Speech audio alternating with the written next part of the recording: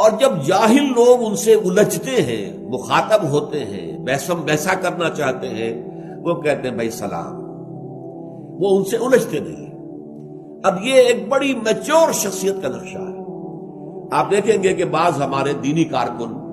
مختلف جماعتوں تحریکوں سے وابستہ ہوں، کوئی بہت بڑا جوش ان کے اندر پیدا ہو گیا، ہر ایک کے گلے پڑ رہے ہیں، بحثیں کر رہے ہیں، منوا کے چھوڑوں گا، وہ مان نہیں رہا ہے۔ لیکن یہ کہ جو اصل مبلغ ہونا چاہیے حکمت تبلیغ کے ساتھ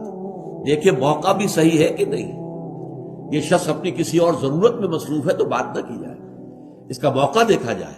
پھر اس کے اندر آمادگی نظر آ رہی ہو تو بات کی جائے۔ اگر محسوس ہو جائے پہلے ہی دوسرے یا تیسرے جملے میں کہ اکھڑ آدمی ہے، ماننے والا نہیں ہے، دلیل کو قبول کرنے والا نہیں ہے، ضدی ہے، ہٹ درم ہے، تو بس رخصت ہو جاؤ، ان کے اندر ان کے ساتھ الجھنے سے کچھ حاصل نہیں، تم زبردستی ان کے اندر ایمان پیدا نہیں کر سکتے، بلکہ اگر وہ تم سے الجھے تو تمہارا کام ہے بھائی سلام، بھائی اس وقت جو ہے نہ میری بات آپ کی سمجھ میں آ رہی ہے اور نہ ہی آپ کی بات میری سمجھ میں آ رہی ہے، تو چلیے پھر کبھی بات کریں گے۔ لیکن یہ علیحدگی جو ہے یہ سلامہ کے ساتھ ہو، یہ نہیں کہ ایک دوسرے کے ساتھ گالن گلوچ ہو کر، یا یہ کہ گریبان پکڑ کر ایک دوسرے کا اور پھر ہی علیحدہ ہو، نہیں۔ شائستگی جس کو کہتے ہیں، شائستگی، میچورٹی،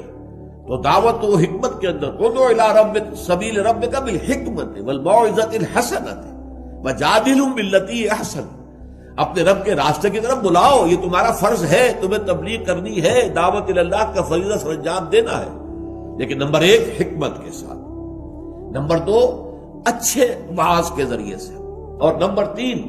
اگر کہیں جھگڑا ہی ہو جائے، مجادلہ مناظرے کی شکل آ جائے تو بھی بڑے خوبصورت انداز میں، جھگڑالو انداز میں نہیں۔ تو ان کی سیرت کا دوسرا پہلو اب یہ بھی دیکھیے یہ کیا ہے، یہ وہی آرکیٹیکچرل ٹچز جن کو ہم کہتے ہیں، خوبصورتی، دل آویز شخصیت، ایک جھگڑالو انسان بحثم بحثی کے اندر لگا ہوا ہے، پسینے آ رہے ہیں، آواز بلند ہو رہی ہے، وہاں سورہ لقمان میں ہم نے یہ بھی پڑھا ہے کہ اپنی آواز بلند نہ کرو،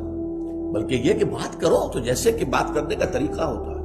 اور جب اندازہ ہو جائے یہ ماننے والا نہیں ہے، یہ موڈ میں ہی نہیں ہے، غور ہی نہیں کر رہا ہے، تو خام خواہ اس کے ساتھ الجھے رہنے کا کچھ حاصل نہیں۔